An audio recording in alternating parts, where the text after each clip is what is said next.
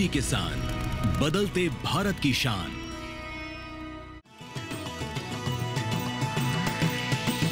DD किसान, बदलते भारत की शान।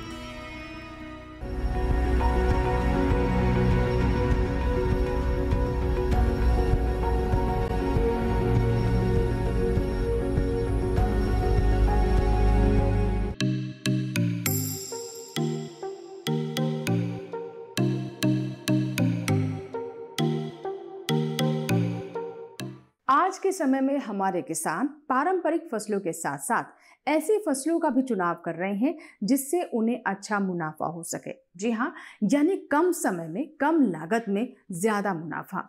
इन्हीं फसलों में एक ऐसी फसल है जो कि पोषक तत्वों से भरपूर है, साथ ही उसकी मांग भी लगातार अब बढ़ती जा रही है। हम बात कर रहे हैं चिरौंजी के बारे में। चिरौंजी की बात करें तो ये प्रोटीन का बहुत रिच सोर्स है। ऐसे में जिसे प्रोटीन की आवश्यकता है, यानी शारीरिक बल के लिए अगर वो किसी चीज का सेवन करना चाहते हैं तो चिरौंजी एक बहुत अच्छा विकल्प है। इसके अलावा सौंदर्य प्रसाधनों में भी आज के समय में चिरौंजी का इस्तेमाल किया जाता है। इसका गोंद भी बहुत लाभकारी होता है, इसीलिए लगातार बाजार में चिरौंजी की मांग बढ़ती जा रही है और आने वाले समय में इसकी संभावनाएं और प्रबल नजर आ रही हैं। हमारे किसान चिरौंजी की बागवानी कर अच्छा मुनाफा कमा सकते हैं। नमस्कार, स्वागत है आपका कृषि विशेष में। मैं हूं अंजू सिंह। आज के कृषि विशेष में हम बात करेंगे इसी चिरौंजी के बारे में, जो कि कई तरह की औषधियों के तौर पर भी इस्तेमाल किया जाता है। यानी अगर आपको सर्दी जुकाम हुआ है तो ऐसे में भी चिरौंजी से काफी लाभ होता है। तो चलिए शुरुआत करते हैं कृषि विशेष की, और आज आपको बताएंगे कि कैसे आप इसकी बागवानी कर अच्छा मुनाफा कमा सकते हैं। नजर डालते हैं आज के कृषि विशेष पर, यानी चिरौंजी, छोटा मेवा बड़ा मुनाफा।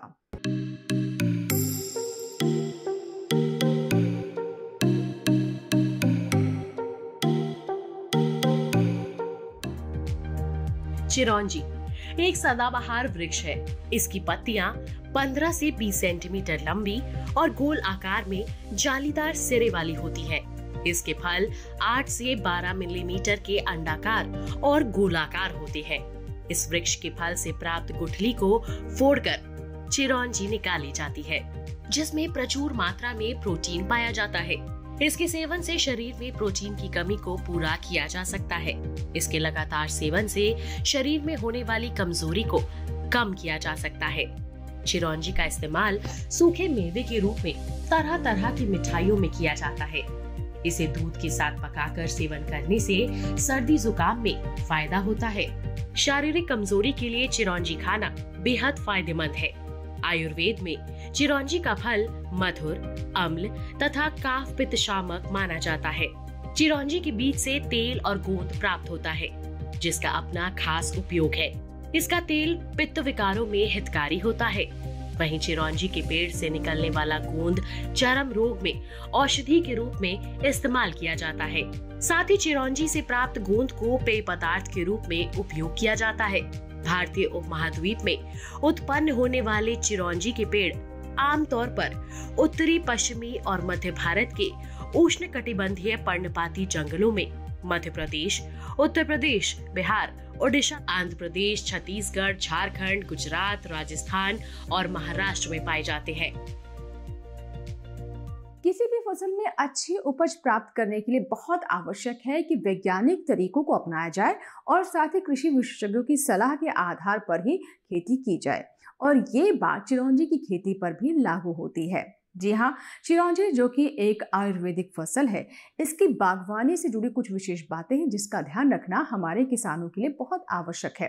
आइए जानते हैं कि कैसे वैज्ञानिक तरीकों को अपनाकर और साथ ही कृषि विशेषज्ञों की सलाह के आधार पर इसकी बागवानी हमारे किसानों के लिए कितनी फायदेमंद हो सकती है। देखते हैं इस रिपोर्ट में। चिरौंजी की बागवानी की खास विशेषता ये है कि ये एक जंगली पौधा होने के कारण इसे पानी की ज्यादा आवश्यकता नहीं होती। इसे पथरीली जमीन और किसी भी प्रकार की मिट्टी में सफलतापूर्वक उगाया जा सकता है। वैसे तो ये एक बहुत ही सहनशील फलदार वृक्ष है, लेकिन जल जमाव वाली मिट्टी में इसका विकास ठीक से नहीं हो पाता और कभी कभी पौधा मर भी जाता है। अच्छी वृद्धि और उत्पादन के लिए जल जमाव रहित गहरी दोमट और बलुई दोमट मिट्टी उपयुक्त मानी जाती है। इसे उष्णकटिबंधीय एवं उपोष्णकटिबंधीय जलवायु वाले शुष्क क्षेत्रों में सफलतापूर्वक लगाया जा सकता है। चिरौंजी के बीज को बोने से पहले उपचारित कर लेना चाहिए, जो एक कठोर आवरण के अंदर बंद रहता है। बेहतर अंकुरण के लिए फलों के अंदर के बीजों को सावधानी पूर्वक हटा देना चाहिए। ताजा बीज बेहतर अंकुरण देता है। बीज को लगाने से पहले 24 से 48 घंटे तक पानी में रखा जाता है। ऐसे रखने से इसकी अंकुरण क्षमता अधिक हो जाती है। बागवानी के लिए चिरौंजी के पौधे को 5 से 8 मीटर की दूरी पर लगाया जा सकता है। पौधे लगाने से पहले गड्ढे में 10 किलोग्राम फास्फोरस और 200 ग्राम पोटाश डाल सकते हैं। इसके फूल दिसंबर-मार्च के समय में आते हैं। फूल आने से पहले 15 से 20 किलो गोबर की खाद पेड़ के लिए लाभकारी है। ये कृषि वानिकी अनुसंधान संस्थान है झांसी में, जो कि किसानों की आमदनी कैसे बढ़ाई जाए, क्योंकि किसान जो फसल करते हैं उसके अलावा वो पेड़ पौधे लगाकर कैसे अपनी आमदनी बढ़ाएं, इसके बारे में जानते हैं। हमारे साथ बागवानी के साइंटिस्ट हैं डॉक्टर अशोक यादव जी। आइए उनसे जानते हैं किस प्रकार से किसानों की आमदनी बढ़ेगी, कैसे पेड़ पौधे लगाएंगे और कैसे वो पर्यावरण को भी बचाएंगे। अशोक जी बताइए। यहाँ जो इस इंस्टीट्यूट का मेन उद्देश्य है कृषि वानिकी को बढ़ाना। कृषि वानिकी के अंतर्गत हम लकड़ी वाले पौधे के साथ साथ अन्य फसलें और अन्य पशुओं के साथ खेती करते हैं। तो इसमें हमारा किसान मेनली उन फसलों को लगाता है ताकि उनसे इनकम ज़्यादा मिले जी। तो उद्यानिकी की जो फसलें हैं वो कृषि वानिकी के अंदर एक बहुत ही महत्वपूर्ण रोल अदा करती हैं, क्योंकि उनसे किसानों को तुरंत इनकम मिलती है और ज़्यादा इनकम मिलती है एग्रोनॉमिक क्रॉप के बजाय, गेहूँ, चावल, चना, सरसों की बजाय। तो मेरा प्रयास ये है कि ऐसी फसलों को इंटीग्रेट किया जाए, उनके अंतर्गत सम्मिलित किया जाए कृषि वानिकी के अंतर्गत, ताकि किसान इसको जल्दी से अपनाए और अपनी आय बढ़ा सके। तो हम विभिन्न फलों वाली फसलों को, सब्जियों की फसलों को, औषधीय पौधों को कृषि वानिकी के अंतर्गत लगाकर उनको टेस्ट करते हैं ताकि किसानों की एक अच्छा मॉडल दे सकें। तो इन्होंने बताया कि किस प्रकार से किसानों की आमदनी को बढ़ाया जा सकता है। डॉक्टर साहब ये बताइए किस प्रकार से की शुरुआत करें, किसान कहाँ पर जाएं, किस तरह से उसकी पौधशाला में पौध मिलेगी, ये पूरी जानकारी आप जो हमारे किसान भाइयों को बताइए।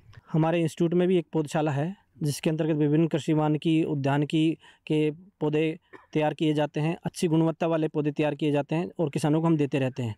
इसके अलावा हमारे ICAR में के बहुत सारे इंस्टीट्यूट पूरे भारतवर्ष में है जो क्वालिटी प्लांटिंग मटेरियल विभिन्न फसलों के, उद्यानिकी की फसलों के तैयार करते हैं। जैसे कि अनार के लिए जो अनुसंधान संस्थान है सोलापुर में है, केले के लिए तमिलनाडु में है, और आम के लिए, अमरूद के लिए हमारा रहमानखेड़ा में इंस्टीट्यूट है। उसी प्रकार से एक विभिन्न प्रकार की हॉर्टिकल्चर फसलों के लिए बेंगलोर में हमारा इंस्टीट्यूट है। उसके अलावा वाराणसी में वेजिटेबल्स का इंस्टीट्यूट है, मेडिसिनल का गुजरात में है। तो सभी प्रकार की फसलों के लिए हमारे ICAR के बहुत सारे इंस्टीट्यूट हैं, वहाँ भी गुणवत्ता युक्त पौधे तैयार किए जाते हैं। और हमारे यहाँ काफरी में भी नर्सरी में गुणवत्ता युक्त पौधे मिलते हैं जिनको लगाकर किसान अपनी अच्छे मॉडल डेवलप कर सकता है और अच्छी आय प्राप्त कर सकता है। चिरौंजी छोटा मेवा बड़ा मुनाफा में यहाँ वक्त एक छोटे से ब्रेक के बाद भी चिरौंजी से जुड़ी कुछ खास बातें आप तक पहुँचाएंगे। देखते रहें कृषि विशेष।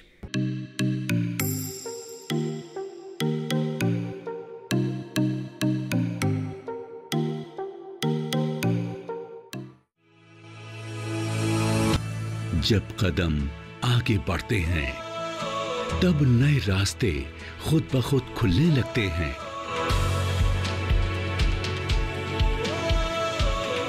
एक कोशिश के बाद खुशहाली आती है। यहाँ खोज होती है, मिट्टी सोना उगलती है। यहाँ बदली जाती है खेतों की तस्वीर और अन्नदाता की तकदीर। विकसित होते भारत के स्मार्ट कृषि की हर राह, शिक्षा से लेकर भरपूर फसल की चाह, हम दिखाएंगे वो तस्वीर जो बदल देगी कृषि के लिए आपका नजरिया।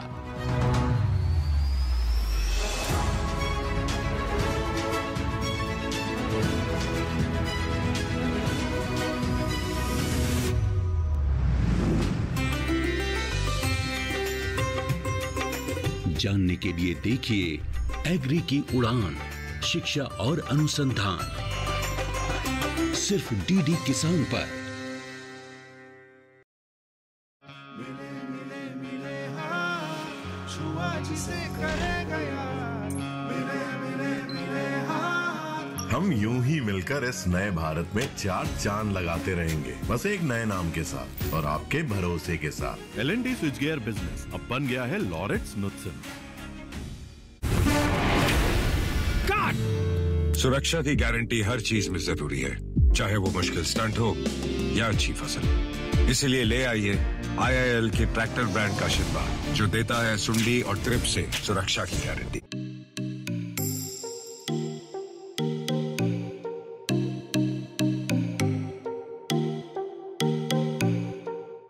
ब्रेक के बाद एक बार फिर आपका स्वागत है। आप देख रहे हैं कृषि विशेष। चिरौंजी, छोटा मेवा बड़ा मुनाफा। आइए इससे जुड़ी कुछ और खास बातों के बारे में आपको जानकारी देते हैं। चिरौंजी के पौधे खरीफ के मौसम में लगाए जाते हैं तथा सूखे क्षेत्रों में तेज गर्मी में इसे सिंचाई की जरूरत भी होती है। इसकी फसल को पकने में 4 से 5 महीने लग जाते हैं। इसके फूल आने का समय फरवरी के पहले सप्ताह से तीसरे सप्ताह तक होता है। अब मैं आपको चिरौंजी के सीड के बारे में बताना चाहूँगा। चिरौंजी जब पकता है तो चिरौंजी के जो फ्रूट होता है उसमें मैंने बताया कि आपको कि उसमें पल्प होता है, पल्प को भी खाया जाता है, और पल्प के बाद जो उसका जो बीज होता है, बीज के अंदर एक कर्नल निकलता है, तो उस कर्नल को भी खाया जाता है। तो पल्प के अंदर भी प्रोटीन परसेंट बहुत ज़्यादा होता है, 20 से 22% के आसपास प्रोटीन होता है। और सीड जो इसका कर्नल होता है उसके अंदर भी 20 से लेकर 25% तक प्रोटीन कंटेंट ज़्यादा होता है। और ये प्रोटीन कंटेंट होने की वजह से ही इसकी डिमांड ज़्यादा रहती है मार्केट में। ट्राइबल लोग इसकी कर्नल को ज़्यादा मार्केट में बेचते हैं, जिसकी वैल्यू इसकी ज़्यादा होती है। चिरौंजी के फल की तुड़ाई की बात करें तो अप्रैल से मई में की जा सकती है। फल पकने के समय चिरौंजी का रंग हरे से बैंगनी में बदल जाता है। तुड़ाई से प्राप्त चिरौंजी फलों को एक रात के लिए पानी में भिगोया जाता है और इसके बाद ये धोकर 2 या 3 दिन तक धूप में सुखाए जाते हैं। सूखी हुई गुठली से चिरौंजी दाने निकालने के लिए गुठली को ओखली में कूटकर दाने को निकाला जाता है। उन्नत विधि के लिए आधुनिक उपकरणों का विकास किया गया है, जिससे बड़े पैमाने पर प्रसंस्करण करके कम समय में ज्यादा उत्पाद प्राप्त किया जा सके। सर ये बताइए कि आपके यहाँ इंस्टीट्यूट में कौन कौन से प्रकार के पौधे हैं, किस तरह से नर्सरियाँ हैं, कितनी वैरायटी हैं और कब से इसकी शुरुआत हुई थी? ये इंस्टीट्यूट काफ़ी पुराना इंस्टीट्यूट है, 1989 से चला हुआ आ रहा है। और इसमें हम जो उद्यानिकी की फसलें करते हैं, तो हमारे यहाँ आंवला बेस आधारित कृषि वानिकी का मॉडल डेवलप हुआ है, बेल आधारित बेर, और अनार को हमने अभी स्टार्ट किया है। अनार आधारित लेमन ग्रास मॉडल हमने ऑलरेडी डेवलप कर चुके हैं। अभी हम फार्मर फील्ड पे भी काम करते हैं। मैंने स्ट्रॉबेरी को भी यहाँ इंट्रोड्यूस किया है। स्ट्रॉबेरी वैसे तो ठंडे जलवायु वाली फसल है, परंतु हमने बुंदेलखंड के जो सूखे इलाके में 25 किसानों के यहाँ 12.5 एकड़ में एक सफल प्रोजेक्ट लॉन्च किया था और वो काफ़ी सक्सेसफुल रहा, जिसके तहत हमने किसानों की आय को बढ़ाया। इसके अलावा हम ऐसी फसलों का भी चयन करते हैं जो कि सूखे एरिया में होती है। जैसे कि आप देख रहे होंगे चिरौंजी है, बहुत ही सूखे एरिया के लिए बहुत अच्छी फसल है। पारंपरिक फसलों के अलावा हमारे किसान ऐसी फसलों का चुनाव कर सकते हैं जिनको लेकर आने वाले समय में अच्छी संभावनाएं नजर आ रही हैं। इसी दिशा में झांसी स्थित कृषि वानिकी अनुसंधान संस्थान के विशेषज्ञ लगातार प्रयास कर रहे हैं।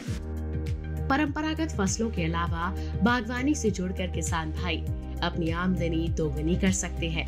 बागवानी फसलों की बात करें तो चिरौंजी को अपनाकर और व्यावसायिक स्तर पर इसकी बागवानी करने से किसान लाभान्वित हो सकते हैं। इसको जो ग्राफ्टिंग वाला पौधा है वो 4 से 5 साल में बियरिंग स्टार्ट हो जाता है और इसमें बियरिंग थोड़ा लेट आता है कंपेयर टू अदर क्रॉप्स के, और उसके बाद धीरे धीरे इसका फलन स्टार्ट होता है और ये लंबे समय तक चलने वाली फसल है, जिसको हालांकि इस अध्ययन में अभी करना बाकी है, क्योंकि इसमें ये फॉरेस्ट में की क्रॉप है, मेनली फॉरेस्ट में लगी रहती है और इसको कितना लंबा चलेगा वो अभी अध्ययन करने के बाद पता लगेगा। चिरौंजी की बागवानी के लिए 1 एकड़ में 160 पेड़ लगाए जा सकते हैं। इसमें एक पेड़ से करीब 20 किलोग्राम चिरौंजी गुठली प्राप्त की जा सकती है। इन गुठलियों को 80 रुपए प्रति किलोग्राम बेचने पर, जो कि इसका वर्तमान मूल्य है, प्रति एकड़ 2,56,000 रुपए तक की आय प्राप्त की जा सकती है। यदि प्रसंस्करण करके गुठली में से दाना निकाला जाए तो एक पेड़ से 4 किलो चिरौंजी दाने प्राप्त किए जा सकते हैं। जिसको 800 रुपए प्रति किलोग्राम के अनुसार बेचने पर 1 एकड़ में 160 पेड़ पर लगभग 5,12,000 रुपए प्रति एकड़ तक आमदनी प्राप्त की जा सकती है। हमने एक प्रोग्राम चलाया था जिसमें जर्मप्लाज्म हम अच्छी जो ऐसी प्लांट स्पीसीज है उसका कलेक्ट किया था। तो चिरौंजी ये जो ट्राइबल लोगों का है, gold mine of tribal crops बोला जाता है, क्योंकि इससे जो गिरी निकलती है उसमें प्रोटीन कंटेंट बहुत ज़्यादा होता है और उसमें हेल्थ बेनिफिट शरीर के लिए काफ़ी, हार्ट के लिए बेनिफिट है। और इसमें गोंद भी निकलता है, जिस गोंद में मैं अभी अध्ययन कर रहा हूँ उसमें हार्ट अटैक के लिए एक इसमें कंपाउंड पाया जाता है, जो कि मतलब हार्ट की प्रॉब्लम आजकल देख रहे होगे कोरोना के बाद मतलब बहुत ज़्यादा बढ़ रही है। तो उसके इसमें एक ऐसा कंपाउंड, गोंद में एक ऐसा कंपाउंड आइडेंटिफाई किया है हमने जिसको, जो कि हार्ट अटैक को रोकता है। और इसमें प्रोटीन कंटेंट इसके फ्रूट में और इसकी जो पल्प जो होती है उसमें, और इसकी कर्नल मेनली ज़्यादा खाया जाता है मार्केट में, जो इसकी गिरी निकलती है उसमें बहुत प्रोटीन होता है। तो ट्राइबल लोग इसको बहुत ही पसंद करते हैं। और काफ़ी जो हमारा जो चिरौंजी है वो हमेशा फॉरेस्ट बेल्ट से ही आता है, जितना आपको कहीं ऐसे प्लांटेशन नहीं मिलेगा। इसकी एक वैरायटी हमारे ICR के इंस्टीट्यूट है जो कि CIH बीकानेर है, उसमें एक थारपीरिया करके वैरायटी डेवलप हुई है। अभी हमने जो इसमें 55 एक्सेशन कलेक्ट कर रखे हैं, उसमें से हमने 3 ही जर्मप्लाज्म अच्छे मिले हैं जो उससे भी अच्छे परफॉर्म कर रहे हैं। तो आने वाले समय में हम यहाँ बुंदेलखंड रीजन के लिए या सूखे एरिया के लिए एक अच्छी फसल, एक अच्छी वैरायटी दे पाएंगे चिरौंजी के में। तो जैसे कि डॉक्टर साहब ने बताया, पीछे आप देख रहे हैं ये चिरौंजी के वृक्ष हैं, काफ़ी वृक्ष यहाँ पर चिरौंजी के हैं। और चिरौंजी जैसे बताया कि बहुत ही लाभदायक है और ये बहुत ही अच्छी फसल है जिससे किसानों को फायदा हो सकता है। इसी के साथ ही कृषि विशेष में यहाँ वक्त है एक और छोटे से ब्रेक का, कहीं मत जाइएगा। आप देख रहे हैं आज का कृषि विशेष चिरौंजी की खेती पर, यानी चिरौंजी छोटा मेवा बड़ा मुनाफा।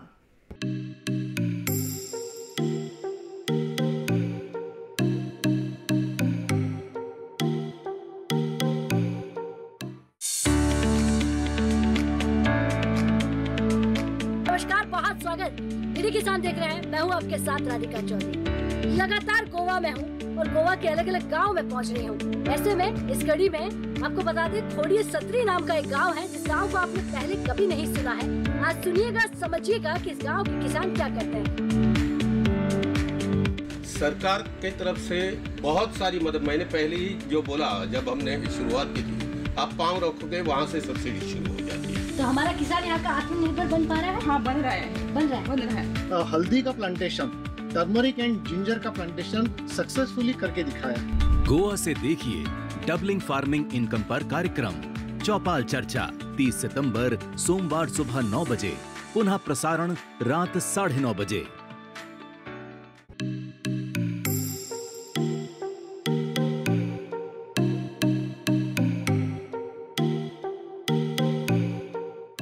ब्रेक के बाद एक बार फिर आपका स्वागत है। आप देख रहे हैं कृषि विशेष। आज के कृषि विशेष में हम बात कर रहे हैं चिरौंजी के बारे में, यानी इसकी खेती कैसे करें, इसके पोषक तत्वों के बारे में विस्तार से हम आपको जानकारी दे रहे हैं और साथ ही साथ हमारे किसानों को इससे कैसे लाभ हो सकता है। चिरौंजी की पेड़ की व्यावसायिक क्षमता को ध्यान में रखते हुए, इसको जंगलों तक सीमित न रखते हुए, इसके उत्पादन को बढ़ाने के लिए इसकी बागवानी करना अधिक लाभदायक है। व्यावसायिक स्तर पर चिरौंजी के उत्पादन में वृद्धि होगी, जिससे इसका निर्यात भी किया जा सकेगा। साथ ही किसान भाई अपनी आय में वृद्धि कर सकेंगे और अपने जीवन स्तर भी सुधार सकते हैं। सूखे एरिया के लिए चिरौंजी एक बहुत ही लाभप्रद फसल है। जैसा कि अभी आपने इस साल जो भी देखा था, हमने हीट वेव का प्रकोप देखा था, हर स्टेट में इसका प्रकोप था, बहुत सारी फसलों को नुकसान भी किया है। तो ये एक ऐसी फसल है जो कि हीट वेव को भी रजिस्ट कर जाती है। उसमें भी देख रहे होंगे आप कितने पौधे जीवित हैं, उसमें हीट वेव को काफ़ी रेजिस्टेंस करने की क्षमता है इसमें।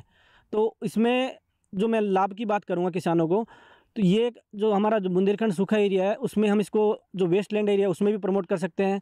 और किसान अगर इसको खेती में लाना चाहे तो किसान एकदम से नई फसलों को चयन करने में थोड़ा सा हिचकिचाता है, तो वो चाहकर भी थोड़ा थोड़ा कुछ प्लांट्स इसके बाउंड्री पे लगा के कर सकता है। जो कि हमारे प्रधानमंत्री ने बोला था कि हर मेड़ पे पेड़, क्योंकि वो उसका एक उद्देश्य था कि पेड़ हमारी जो इस धरती पर है कम होते जा रहे हैं, पेड़ को बढ़ाना है। तो कैसे बढ़ाया जाए, क्योंकि खेती के बीच में जब हम बड़े पेड़ की बात करते हैं तो किसान एकदम से उसको अडोप्ट करने के लिए थोड़ा सा इच्छा जाहिर कम करता है। तो हमें पहले मेड पे ही किसानों को प्रमोट करना पड़ेगा। तो इस चिरौंजी को मेड पे लगाया जा सकता है अगर ब्लॉक प्लांटेशन ना किया जाए। हालांकि वेस्टलैंड एरिया में ब्लॉक प्लांटेशन किया जा सकता है, और बाकी किसानों की अगर बात करें तो ये मेड पे लगाया जा सकता है। चिरौंजी की बागवानी में अधिक मेहनत नहीं होती, क्योंकि इसे आसानी से बोया जा सकता है। साथ ही इसकी देखभाल की जरूरत भी नहीं होती, क्योंकि जंगली जानवर इसे नहीं खाते। जंगली पौधा होने की वजह से इसे पानी की अधिक जरूरत भी नहीं होती। जमीन उपजाऊ ना भी हो या पथरीली जमीन भी हो, उस पर भी चिरौंजी उगाई जा सकती है। इसके पौधे पर कीट या रोगों का असर नहीं होता। चिरौंजी के जो हमने स्टडी किया है, 5 किलो से लेके 15 किलो तक ईल्ड हमारे को मिलती है, इसमें फल की ईल्ड चिरौंजी की। तो अगर हम इसमें से कुछ जर्मप्लाज हमारे आइडेंटिफाई हो जाते हैं अच्छे, जो 15 किलो वाले हैं, तो अगर किसानों की बात करें तो उसमें किसानों को एक पेड़ से कम 9 या 10 हज़ार रुपये उसके किसान उससे कमा सकता है। तो अगर हम पेड़ अपने फार्म के बाउंड्री पे भी अगर हम 50 पौधे लगाएं तो सीधा सीधा उसको 50,000 का मुनाफा हो रहा है। चिरौंजी से मिलने वाले उत्पाद की बाजार में बेहतर कीमत मिलती है। इसके हर उत्पाद महंगे बिकते हैं। इसकी खेती बड़े स्तर पर की जाए तो कमाई लाखों में हो सकती है। जैसे कि आज हम बात कर रहे हैं चिरौंजी के बारे में। चिरौंजी की जो फील्ड थे, यानी कि जो पेड़ थे, वो आपने वहाँ देखे। ये जो लैब है, लैब में किस प्रकार से चिरौंजी की पल्प को बाहर निकाल करके असली जो है ना बीज तैयार किए जाते हैं, और बीज के बाद वो मार्केट में कैसे बेचते हैं, इसकी पूरी प्रक्रिया आइए इनसे जानते हैं। ये इसमें देख रहे होंगे कि आप इसमें चिरौंजी का सीड जो है, जो कि इसका गिरी है, जिसको मार्केट में बेचा जाता है। और चिरौंजी से सीड के अलावा इससे गोंद भी निकलता है। गोंद का अभी हम अध्ययन कर रहे हैं, और गोंद के अध्ययन से हमें पता लगा है कि इसमें प्रोटीन कंटेंट भी ज़्यादा होता है, मिनरल्स भी ज़्यादा हैं, और इसमें एंटी कैंसर कंपाउंड और हार्ट अटैक को रोकने के लिए कंपाउंड पाया गया है। और इसके सीड से हम डिफरेंट टाइप्स के जो सीड्स हैं जर्मप्लाज्म हैं, उनसे हम ऑयल भी निकाल रहे हैं। तो इसमें ऑयल परसेंटेज भी सीड में रहता है, तो इसकी ऑयल की भी मेडिसिनल वैल्यू काफ़ी ज़्यादा है इसके चिरौंजी की। जिन किसानों के पास पर्याप्त खेत है वे अधिक कमाई कर सकते हैं। जिनके पास कम खेत है वे धान गेहूं के मेड़ पर इसे लगाकर चिरौंजी की पैदावार ले सकते हैं। अभी सर यहाँ किसानों के लेवल पे अगर बात करें तो किसानों अभी कोई चिरौंजी खेत पे नहीं लगाता है। इक्के दुक्के पेड़ किसी के खेतों में मिलते हैं। हालांकि ये विलुप्त होते जा रहे हैं, क्योंकि इस पर जागरूकता कम हो गई है। आजकल किसान दूसरी फसलों की तरफ मुड़ रहा है, और जो अपनी पुरानी फसलें हैं उनको भूल जा रहा है, जिनसे नॉर्मली ये फॉरेस्ट में होती है, जहाँ से ट्राइबल लोगों की जो जीविका है वो इसी पे डिपेंड करती है। क्योंकि ट्राइबल लोग इसकी जो गिरी है उसको कलेक्ट करते हैं फॉरेस्ट माइनर प्रोड्यूस के अंतर्गत, स्कीम के अंतर्गत, और वो फिर बेचते हैं उसको मार्केट में ले जाके। तो ये था हमारा आज का कृषि विशेष, चिरौंजी यानी छोटा मेवा बड़ा मुनाफा। बताया हमने कि कैसे चिरौंजी की खेती कर हमारे किसान अच्छा लाभ ले सकते हैं, और इसके पोषक तत्व इसे और भी खास बनाते हैं। इन्हीं पोषक तत्वों की वजह से बाजार में लगातार चिरौंजी की मांग भी बढ़ती जा रही है। आशा करते हैं कि आज का कार्यक्रम देखने के बाद आपके मन में चिरौंजी की खेती से जुड़े हुए जो भी प्रश्न थे वो जरूर दूर हो गए होंगे। अगर आपके कोई सुझाव है, कोई फीडबैक है, या फिर आप चाहते हैं किसी विषय पर हम कृषि विशेष लेकर आएँ, तो आप इसकी जानकारी हमें ईमेल कर और साथ ही पत्र लिखकर भी दे सकते हैं। इसके लिए आप हमारा ईमेल आईडी नोट कर लें। हमारा ईमेल आईडी है ddkrishivishesh@gmail.com। पत्र लिखने के लिए हमारा पता नोट कर लें। हमारा पता है कृषि विशेष, कमरा number 59A, CPC, Doordarshan, Khelgaon, नई दिल्ली 110049। आपके ईमेल्स और आपके पत्रों का हमें इंतजार रहता है। आपके सुझाव हमें कृषि विशेष को और बेहतर करने में मदद करते हैं। कृषि विशेष के एक नए अंक में एक नए विषय के साथ फिर होगी आपसे मुलाकात। तब तक आप बने रहें दूरदर्शन किसान के साथ। नमस्कार।